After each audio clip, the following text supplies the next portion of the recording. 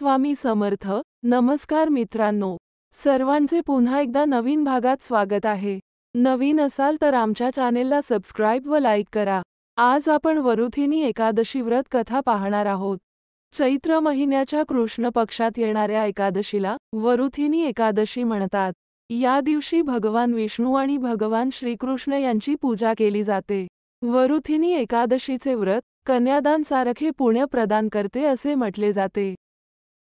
वरुथिनी एकादशीची पूजा पद्धत. वरुथिनी एकादशीच्या दिवशी पहाटे सूर्योदयापूर्वी उठून स्नान वगैरे करून मंदिराची स्वच्छता करावी. यानंतर हातात पाणी घेऊन व्रत करण्याचा संकल्प करा आणि भगवान विष्णू आणि भगवान श्रीकृष्णाची पूजा सुरू करा. देवाला चंदनाचा तिलक लावून फुलांची माळ व मिठाई अर्पण करावी. यानंतर तुपाचा दिवा लावून पंचामृत अर्पण करावे. नंतर व्रत कथा वाचून आरती करावी. एकादशी व्रताच्या दिवशी देवाला अन्न अर्पण केले जात नाही किंवा स्वतःचं अन्न सेवन केले जात नाही. दिवसभर उपवास केल्यानंतर रात्री फळे किंवा उपवासाचे पदार्थ खाल्ले जाते. यानंतर दुसऱ्या दिवशी उपवास सोडला जातो. चला तर मग भगवान श्रीकृष्णाने अर्जुनाच्या विनंतीवर या एकादशी व्रताची कथा आणि महत्त्व सांगितले.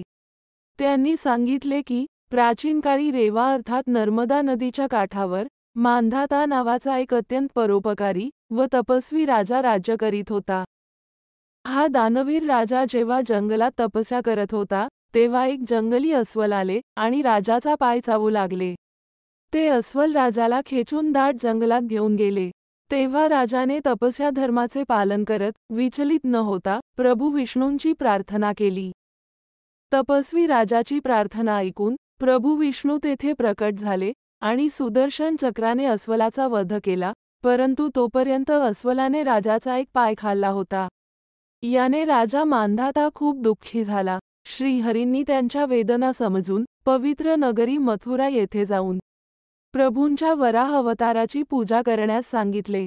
तसेच वरुथिनी एकादशी व्रत करण्यास सांगितले. या व्रताच्या प्रभावाने पाय बरा होईल असे सांगितले, कारण या पायाची दशा ही पूर्वजन्मी घडलेल्या गुन्ह्यामुळे झाल्याचे त्यांनी म्हटले. प्रभू श्रीहरी विष्णूंच्या आज्ञेचे पालन करत राजा पवित्र पावन नगरी मथुरा पोहोचला आणि पूर्ण श्रद्धा व भक्तिभावाने त्याने वरुथिनी एकादशी व्रत केले, ज्यामुळे त्याने गमावलेला पाय पुन्हा प्राप्त झाला. अशाच नवनवीन माहितीसाठी आमच्या चॅनेलला सबस्क्राईब करून लाईक करा. पुन्हा भेटू नवीन भागात. श्री स्वामी समर्थ.